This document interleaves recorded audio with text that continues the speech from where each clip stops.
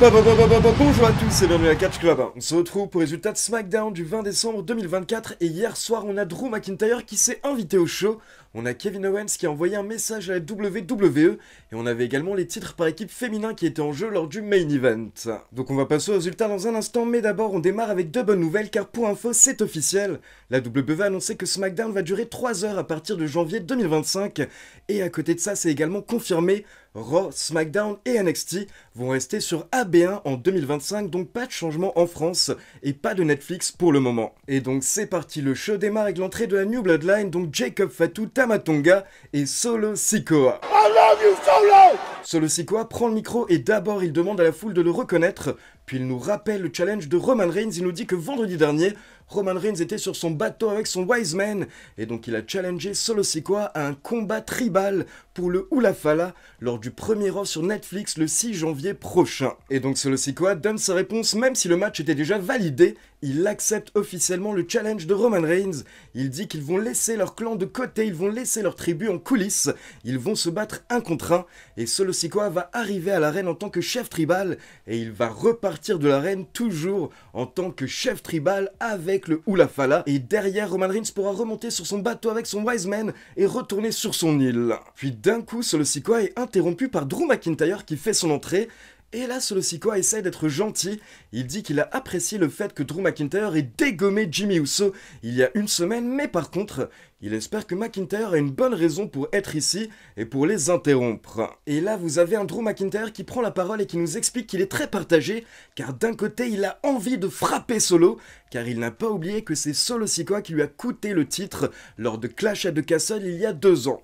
Mais à côté de ça, en même temps, Solo Sikoa est la seule personne qui a osé s'opposer à Roman Reigns. Donc Drew McIntyre a un plan, il a une proposition pour Solo Sikoa, et Drew McIntyre dit qu'il va continuer de s'occuper de sa liste de cibles, et il va continuer à se débarrasser de plus en plus de membres de la OG Bloodline, et pendant ce temps, il demande une chose à Solo Sikoa, il demande à Solo Sikoa de se débarrasser de Roman Reigns. Et derrière, une fois qu'ils en auront tous les deux fini avec la OG Bloodline, à ce moment-là, Solo Sikoa et Drew McIntyre pourront régler leurs affaires, ils pourront régler leur business. Donc Drew McIntyre et Solo Sikoa ont l'air d'être sur la même longueur d'onde pour le moment, parce qu'ils ont des ennemis en commun, et donc là on attend la réponse de Solo Sikoa, mais d'un coup, vous avez Jimmy Uso qui sort de nulle part avec ses béquilles, et là il sort Drew McIntyre du ring, et il attaque Drew McIntyre avec ses béquilles très violemment, jusqu'à ce que McIntyre prenne la fuite. Et pendant ce temps, vous avez LA Knight, Andrade et Apollo Crews qui font leur entrée, car pour rappel, ils avaient tous été attaqués par la New Bloodline ces dernières semaines,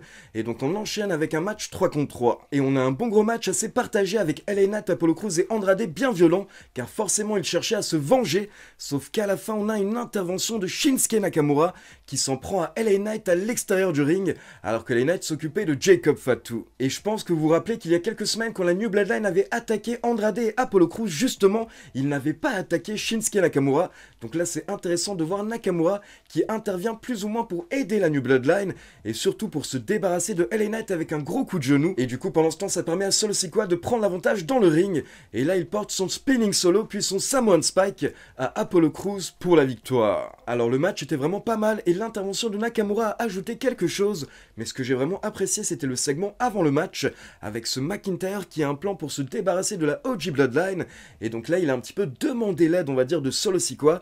Donc maintenant Solo Sikoa a son rôle dans tout ce plan, il doit se débarrasser de Roman Reigns lors du premier Raw sur Netflix. Derrière, la WWE nous diffuse une interview de Chelsea Green qui avait été filmée après sa victoire lors de Saturday Night's Main Event, car pour info pour ceux qui ne sont pas au courant, Chelsea Green est la première championne US féminine.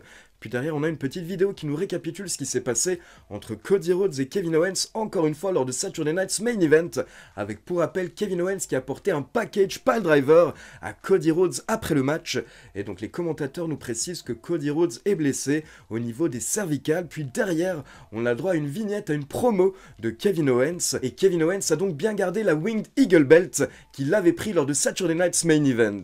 Et donc là, en gros, on a Kevin Owens qui se défend en disant que l'attaque après Saturday Night's Main main event. Ce n'est pas de sa faute, mais c'est de la faute de Cody Rhodes, c'est de la faute de l'arbitre, et c'est de la faute de la WWE, car ils ont volé Kevin Owens lors de Saturday Night's Main Event, car Kevin Owens nous rappelle qu'il aurait dû gagner le match. Il avait effectué le tombé sur Cody, mais malheureusement l'arbitre était KO à ce moment-là, sauf que tout le monde l'a vu. KO avait battu Cody Rhodes. Et donc Kevin Owens répète qu'il devrait être le champion undisputed à l'heure actuelle, et c'est pour cette raison qu'il a pris la ceinture Winged Eagle, parce qu'il le mérite. Mais derrière surtout il nous précise qu'il n'a pas encore pété un câble, il n'a pas encore craqué, et si jamais ça arrive, alors les choses vont être encore pire. Et il précise que tout ce qui va se passer dans le futur, tout ce qui va arriver par la suite, sera de la faute du management de la WWE. Alors comme d'habitude, excellente promo de la part de Kevin Owens, et je sais que c'est un schéma qu'on a déjà beaucoup vu, la personne qui a une ceinture et qui se prétend champion, alors qu'il n'est pas champion, mais honnêtement, j'aime bien le délire, et j'espère que Kevin Owens va garder la Winged Eagle pendant quelques semaines, et nous sortir de grandes promos pendant les prochaines semaines, jusqu'à ce que Cody Rhodes revienne pour se venger. Ensuite, pour info un peu plus tard, on aura un match entre Johnny Gargano et Alex Shelley, donc justement, on a une petite promo des Motor City Machine Guns, où ils nous disent qu'ils vont se venger, et que Johnny Gargano a enfin enlevé son masque pour révéler son vrai visage. Et derrière, vous avez Alex Shelley qui demande à Chris Sabin de rester en coulisses ce soir, car il veut s'occuper de Johnny Gargano lui-même, et il explique qu'en gros c'est personnel pour lui, et du coup il demande à Gargano de venir également tout seul, s'il est un homme. Et donc un peu plus tard, on a eu la réponse de Johnny Gargano, et il a promis que Tommaso Ciampa va rester en coulisses, mais en même temps on sent qu'on peut pas trop lui faire confiance. Puis on enchaîne avec le Grayson Waller Effect, donc on retrouve Grayson Waller et Austin Theory dans le ring, et leur invité Braun Strowman fait son entrée. Et là, vous avez Grayson Waller et Austin Theory qui discutent un petit peu avec Strowman, et au bout d'un moment, ils lui proposent même une alliance, mais ils se prennent un gros refus, un gros vent de la part de Strowman, puis derrière, vous avez Carmelo Hayes qui fait son entrée. Pour rappel, Strowman l'avait battu la semaine dernière en 1 minute 30. Mais justement, Carmelo Hayes s'explique et il nous dit qu'il n'était pas prêt la semaine dernière, donc apparemment, il veut un rematch.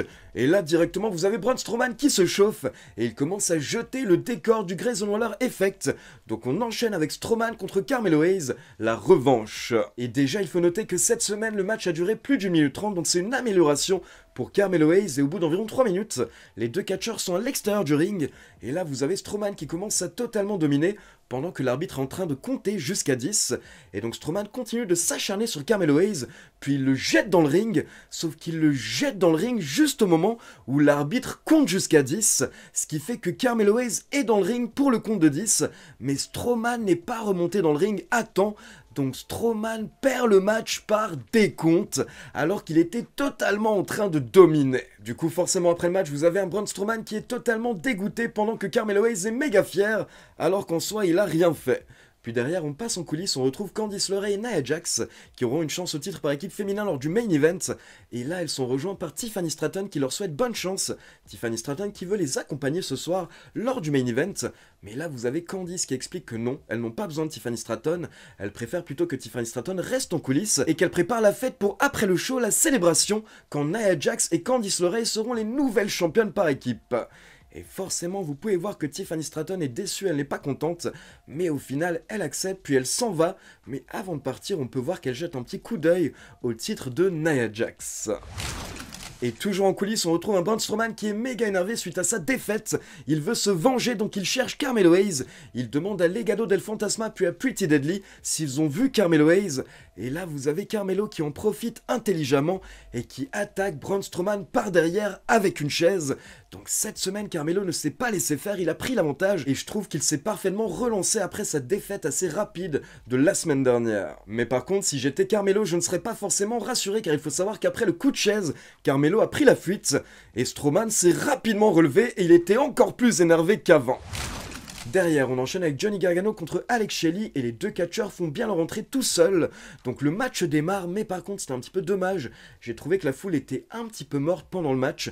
Ils n'ont pas énormément réagi et à la fin, quand ça commence à vraiment chauffer, Gargano commence à être un petit peu en danger. Sauf que là vous avez Ciampa qui intervient pour distraire Alex Shelley. Mais du coup Chris Sabin débarque également pour se débarrasser de Tommaso Ciampa. Et pendant ce temps vous avez Alex Shelley qui porte un crossbody dans le ring sur Johnny Gargano. Mais là Johnny Gargano enchaîne avec un tombé et en même temps, il tient la tenue de Alex Shelley, donc il triche. pour la victoire. Et perso, je pense que c'était le bon choix. Je veux dire, on vient juste d'avoir le heel turn de Johnny Gargano et Tommaso Ciampa qui viennent en plus de récupérer les titres par équipe. Donc ça va pas leur faire de mal une victoire ou deux. Par contre, à côté de ça, et comme j'en ai parlé lors de Raw, il faut vraiment que la WWE présente Alex Shelley et Chris Sabin au public du roster principal, car là on sent que la foule ne les connaît pas, et du coup on sent que la foule ne ressent pas vraiment d'émotion par rapport à eux. La foule n'est pas vraiment investie, je trouve actuellement, dans les Motor City Machine Guns, et il faut changer ça. Et donc on passe au main event pour les titres par équipe féminin avec les championnes Bianca Belair et Naomi qui remplacent Jade Cargill contre Nia Jax et Candice LeRae. Et juste avant le début du match, on peut voir Naomi et Bianca Belair en train de discuter. Et Naomi dit qu'elle sera toujours là pour Bianca Belair, elle sera toujours là pour l'aider, pour couvrir ses arrières, car elle sait à quel point les titres par équipe sont importants pour Bianca et Jade Cargill. Et là vous avez Bianca qui propose à Naomi de porter l'une des ceintures par équipe, mais Naomi refuse, elle dit pas pour le moment, pas tant qu'elle ne l'aura pas mérité. Et donc lors du main event, au bout d'environ 8 minutes, on a les championnes qui sont en train de dominer, notamment grâce à un magnifique 450 splash de Bianca Belair. Sauf que là, vous avez Tiffany Stratton qui fait son entrée avec la mallette, donc forcément la foule commence un petit peu à s'exciter, mais Tiffany Stratton vient au bord du ring et apparemment elle est simplement là pour soutenir Candice LeRae et Nia Jax. Et là Nia Jax tente de profiter de la situation car pendant que l'arbitre est distrait, Nia Jax demande à Tiffany Stratton de lui donner sa mallette pour l'utiliser pour frapper ses adversaires, et là pendant un instant vous avez Tiffany Stratton qui hésite car on sent qu'elle en veut à Nia Jax, mais au final Tiffany Stratton accepte, elle donne la mallette à Nia Jax, mais là au même moment vous avez l'arbitre qui se retourne et il voit que Nia Jax allait tricher. Donc forcément l'arbitre s'énerve, il engueule Nia Jax et pendant ce temps vous avez Bianca Belair qui se débarrasse de Nia Jax. Donc Nia Jax tombe à l'extérieur du ring et derrière ça permet à Naomi d'enchaîner avec un Ninzugari et son moonsault sur Candice LeRae pour la victoire.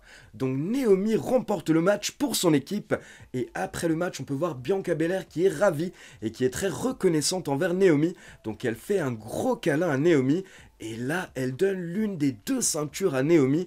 Du coup à la fin vous avez Naomi qui célèbre telle une championne par équipe avec Bianca. Et du coup, je pense que là, on s'est tous posé la même question. Est-ce que cette image va plaire à Jade Cargill? Peut-être que Jade Cargill ne va pas apprécier que Bianca Belair l'ait aussi facilement remplacée et aussi rapidement remplacée par Naomi. Et du coup, c'est bien joué car pour le moment, on ne sait toujours pas qui a attaqué Jade Cargill. On se dit que ça peut être Naomi. Peut-être que Naomi avait tout prévu, se débarrasser de Jade Cargill pour prendre sa place aux côtés de Bianca Belair. Ou peut-être que c'était bien Bianca Belair qui avait fait ça avant son match, avant de rentrer sur le ring. Peut-être qu'elle avait attaqué Jade Cargill parce qu'elle n'en pouvait plus de Jade et qu'elle voulait se débarrasser d'elle. Donc vraiment, il y a plein de scénarios qui sont possibles et ça pourrait même être totalement quelqu'un d'autre. Maintenant, par rapport au SmackDown de hier soir qui avait donc été enregistré la semaine précédente, honnêtement, je l'ai trouvé un petit peu mou et je dirais que les meilleurs moments ont notamment été le premier segment du show avec la New Bloodline et Drew McIntyre car maintenant ils ont chacun leur rôle et on a Drew McIntyre qui veut se débarrasser petit à petit des membres de la OG Bloodline pendant que Solo Sikoa doit se débarrasser de Roman Reigns, mais derrière en même temps ils nous ont teasé un potentiel futur Drew McIntyre contre Solo Sikoa car Drew McIntyre n'a pas oublié ce que Solo lui a fait. À côté de ça, comme je l'ai expliqué, j'aime beaucoup le délire de Kevin Owens qui garde la Winged Eagle Belt. Et en soi, ce que j'apprécie, c'est que ce que Kevin Owens nous dit, ses arguments sont plutôt crédibles parce qu'il a raison. Il devrait être le champion Undisputed. Il a effectué le tombé sur Cody Rhodes lors de Saturday Night's Main Event.